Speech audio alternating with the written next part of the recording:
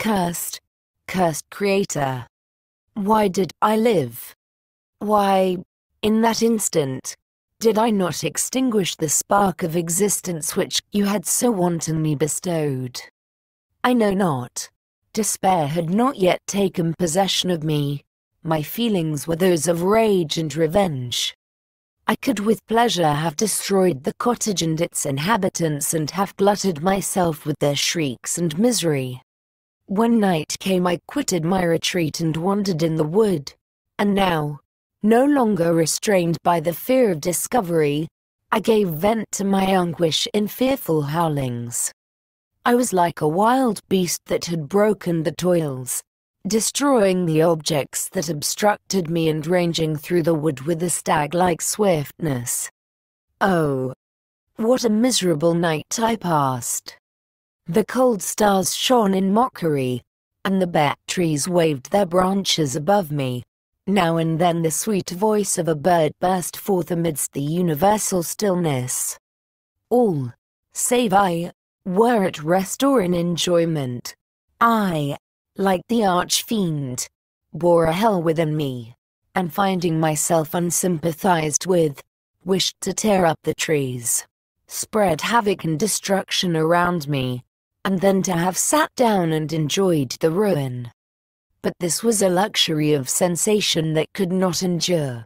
I became fatigued with excess of bodily exertion and sank on the damp grass in the sick impotence of despair. There was none among the myriads of men that existed who would pity or assist me, and should I feel kindness towards my enemies? No. From that moment I declared everlasting war against the species, and more than all, against him who had formed me and sent me forth to this insupportable misery. The sun rose. I heard the voices of men and knew that it was impossible to return to my retreat during that day.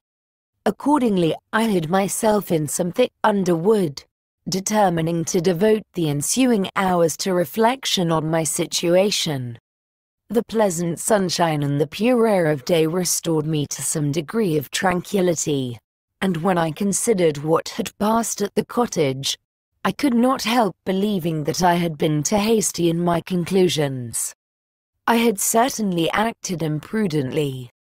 It was apparent that my conversation had interested the father in my behalf, and I was a fool in having exposed my person to the horror of his children. I ought to have familiarized the old De Lacy to me, and by degrees to have discovered myself to the rest of his family, when they should have been prepared for my approach. But I did not believe my errors to be irretrievable, and after much consideration I resolved to return to the cottage, seek the old man, and by my representations win him to my party. These thoughts calmed me, and in the afternoon I sank into a profound sleep. But the fever of my blood did not allow me to be visited by peaceful dreams. The horrible scene of the preceding day was forever acting before my eyes. The females were flying and the enraged Felix tearing me from his father's feet. I awoke exhausted, and finding that it was already night, I crept forth from my hiding place, and went in search of food. When my hunger was appeased, I directed my steps towards the well-known path that conducted to the cottage. All there was at peace. I crept into my hovel and remained in silent expectation of the accustomed hour when the family arose. That hour passed. The sun mounted high in the heavens, but the cottagers did not appear. I trembled violently, apprehending some dreadful misfortune. The inside of the cottage was dark, and I heard no motion. I cannot describe the agony of this suspense. Presently 2 countrymen passed by, but pausing near the cottage, they entered into conversation, using violent gesticulations, but I did not understand what they said, as they spoke the language of the country, which differed from that of my protectors. Soon after, however, Felix approached with another man. I was surprised, as I knew that he had not quitted the cottage that morning, and waited anxiously to discover from his discourse the meaning of these unusual appearances. "Do you consider," said his companion to him, "that you will be obliged to pay 3 months' rent and to lose the produce of your garden? I do not wish to take any unfair advantage, and I beg therefore that you will take some days to consider of your determination." "It is utterly useless," replied Felix. "We can never again inhabit your cottage. The life of my father is in the greatest danger, owing to the dreadful circumstance that I have related. My wife and my sister will never recover from their horror. I entreat you not to reason with me any more. Take possession of your tenement and let me fly from this place." Felix trembled violently as he said this. He and his companion entered the cottage, in which they remained for a few minutes, and then departed. I never saw any of the family of de Lacy more. I continued for the remainder of the day in my hovel in a state of utter and stupid despair. My protectors had departed and had broken the only link that held me to the world. For the first time the feelings of revenge and hatred filled my bosom, and I did not strive to control them, but allowing myself to be borne away by the stream, I bent my mind towards injury and death. When I thought of my friends, of the mild voice of de Lacy, the gentle eyes of Agatha, and the exquisite beauty of the Arabian, these thoughts vanished and a gush of tears somewhat soothed me. But again when I reflected that they had spurned and deserted me, anger returned, a rage of anger, and unable to injure anything human, I turned my fury towards inanimate objects. As night advanced, I placed a variety of combustibles around the cottage, and after having destroyed every vestige of cultivation in the garden, I waited with forced impatience until the moon had sunk to commence my operations. As the night advanced, a fierce wind arose from the woods and quickly dispersed the clouds that had loitered in the heavens. The blast tore along like a mighty avalanche and produced a kind of insanity in my spirits that burst all bounds of reason and reflection. I lighted the dry branch of a tree and danced with fury around the devoted cottage, my eyes still fixed on the western horizon, the edge of which the moon nearly touched.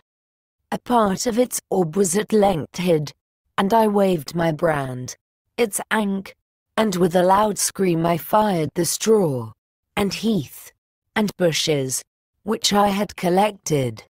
The wind fanned the fire, and the cottage was quickly enveloped by the flames, which clung to it and licked it with their forked and destroying tongues. As soon as I was convinced that no assistance could save any part of the habitation, I quitted the scene and sought for refuge in the woods.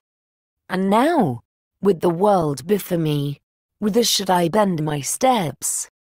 I resolved to fly far from the scene of my misfortunes, but to me, hated and despised, every country must be equally horrible. At length the thought of you crossed my mind. I learned from your papers that you were my father, my creator, and to whom could I apply with more fitness than to him who had given me life? Among the lessons that Felix had bestowed upon Safie, geography had not been omitted. I had learned from these the relative situations of the different countries of the earth. You had mentioned Geneva as the name of your native town, and towards this place I resolved to proceed. But how was I to direct myself? I knew that I must travel in a southwesterly direction to reach my destination, but the sun was my only guide. I did not know the names of the towns that I was to pass through, nor could I ask information from a single human being, but I did not despair. From you only could I hope for succor, although towards you I felt no sentiment but that of hatred. Unfeeling, heartless creator! You had endowed me with perceptions and passions and then cast me abroad an object for the scorn and horror of mankind. But on you only had I any claim for pity and redress, and from you I determined to seek that justice which I vainly attempted to gain from any other being that wore the human form. My travels were long and the sufferings I endured intense. It was late in autumn when I quitted the district where I had so long resided. I traveled only at night, fearful of encountering the visage of a human being. Nature decayed around me, and the sun became heatless. Rain and snow poured around me. Mighty rivers were frozen. The surface of the earth was hard and chill, and bare, and I found no shelter. Oh, earth! How often did I imprecate curses on the cause of my being?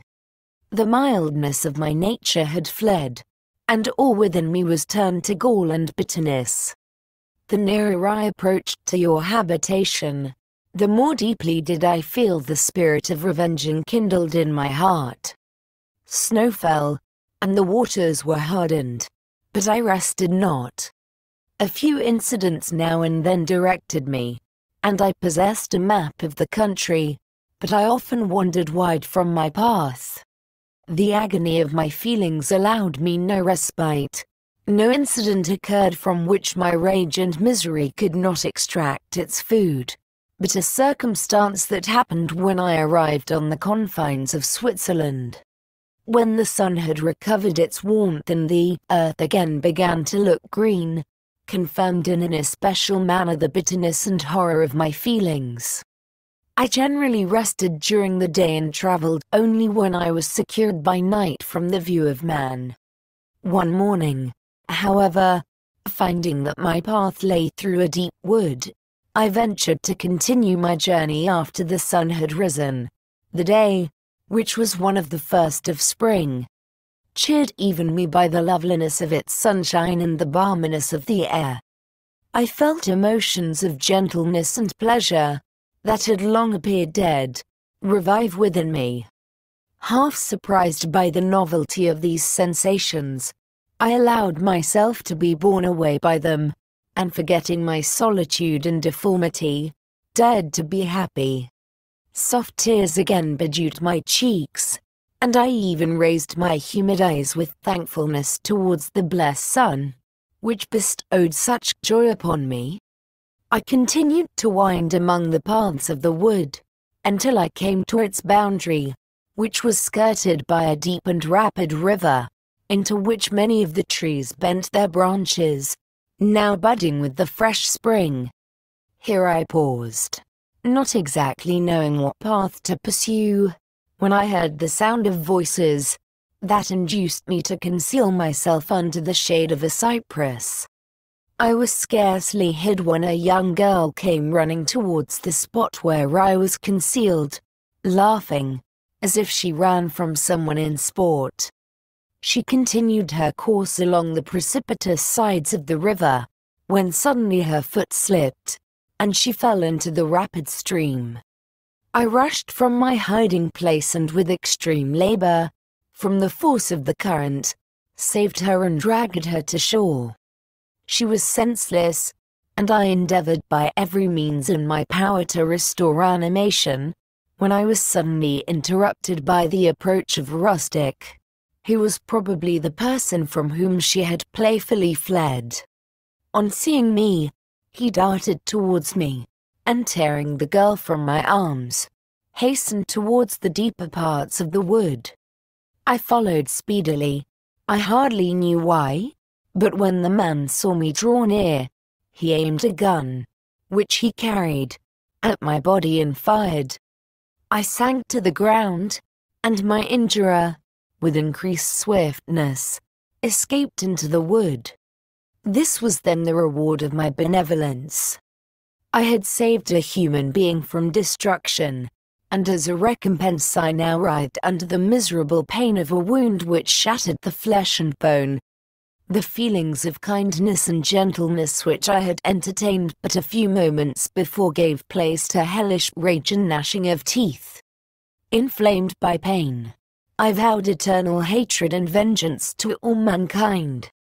But the agony of my wound overcame me. My pulses paused, and I fainted. For some weeks I led a miserable life in the woods, endeavoring to cure the wound which I had received.